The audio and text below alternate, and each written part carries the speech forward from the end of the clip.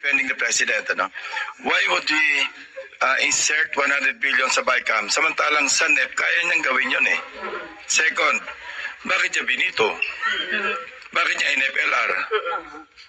Oh. So unbelievable, incredible? No, I'm not saying it's unbelievable. Okay. Pero at face value, meron tayong sasabi na yung sabihin natin common sense only because alam ko yung budget process, yung budgeting process na nagsisimula sa NEP na yung presidente may complete control over what should be inserted in the NEP.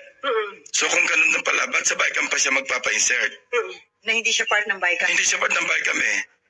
Dapat sa NEP pa lang, sinabihan niya na yung DBM, sinabihan niya yung DBCC, oy, maglagay kayo ng 100 billion sa DPWH.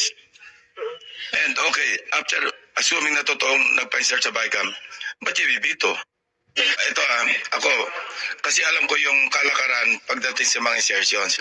Why would, I'm not defending the president, ano? Why would we insert 100 billion sa BICAM samantalang sa NEP kaya niyang gawin yun eh? Second, bakit niya binito? Bakit niya NFLR?